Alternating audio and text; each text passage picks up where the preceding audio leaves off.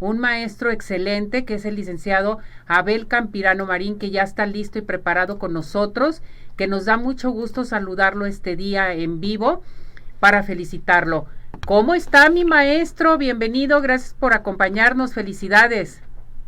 Muchas gracias, mi querida Ceci, muy buenos días, gracias también por tus comentarios elogiosos, que no los merezco, muchas gracias, y con un saludo también aquí, haciéndonos un pequeño mutis, quiero ponerme de pie porque saludo también a una maestra en la conducción, que eres tú, mi admiración y respeto como siempre, y aquí estamos a la hora. Igualmente, licenciado, muchísimas gracias porque yo he aprendido mucho de usted.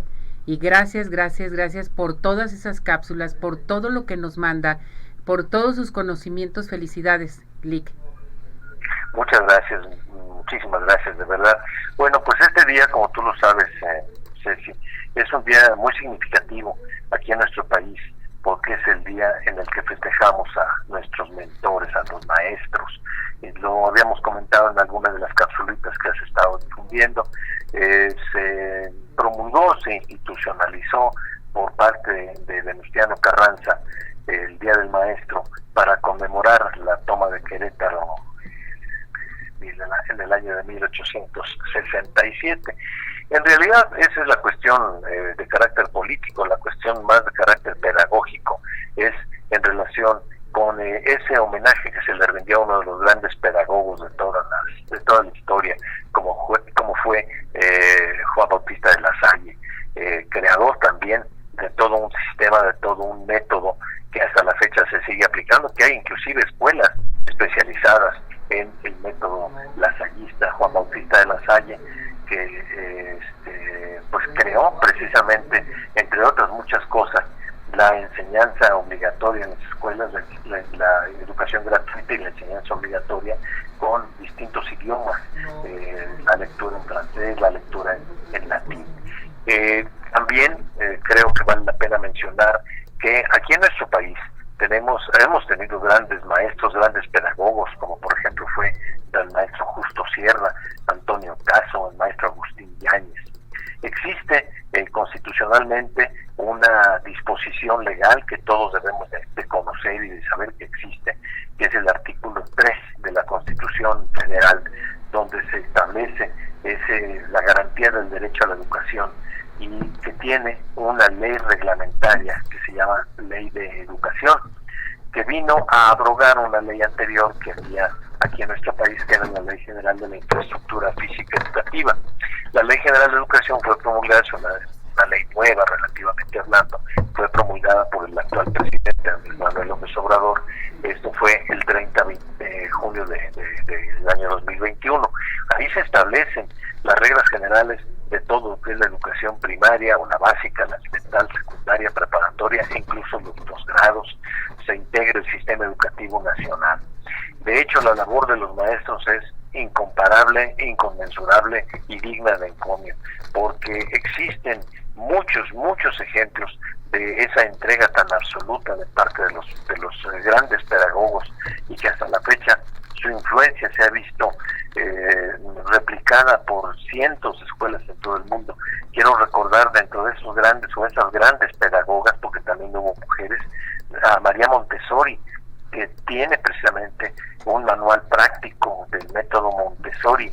Eso se hizo desde el año de 1915, esta italiana que falleció en Holanda, en fecha pues relativamente reciente, en 1952, es decir, estamos hablando del siglo XX.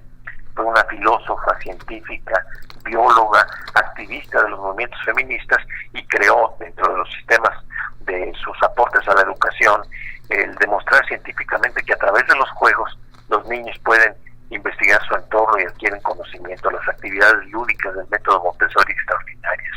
También tenemos, por ejemplo, a este polaco de ascendencia rusa, que hizo también todo un tratado en materia de pensamiento y lenguaje, que fue Lev Vygotsky. Otro de los grandes, John Dewey, a John Locke, al que mencionábamos, Juan Bautista de La Salle. Aquí en la América Latina, Gabriela Mistral, a Andrés Bello. Híjole, tantos y tantos maestros que han dado brillo precisamente a este renglón tan especial que existe en la materia de la educación.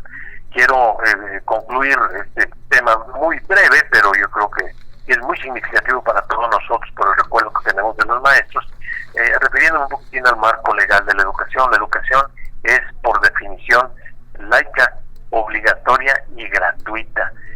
Lamentablemente, los esfuerzos que se hacen por distintas corporaciones, tanto instituciones oficiales como privadas, no permiten que vayan todos los educandos que quisiéramos nosotros a las clases, pese a ser gratuita, por ejemplo, el caso de la primaria y la secundaria. Hay universidades, como en este caso de la Universidad de Guadalajara, que aunque tienen una mínima cuota de recuperación, brindan a nivel licenciatura la educación. Yo creo que es muy importante el que despertemos en los jóvenes, en los adolescentes, la necesidad de estar cultivándose cada día más, de incrementar su cultura. Precisamente uno de los grandes educadores, que fue Jean Piaget, decía: la inteligencia es lo que usas cuando no sabes qué hacer. Y aquí la inteligencia la aplicamos con el conocimiento. Un pueblo instruido, Ceci, es un pueblo que no es engañado. ¿Por qué? Porque ya sabe lo que son las cosas y no lo que le cuentan o lo que le dicen. Por eso es importante la educación. Si los muchachos quieren poner un negocio, trabajar, qué bueno, pero lo más importante no es eso, es compaginar su trabajo, su actividad deportiva, pero también con el estudio.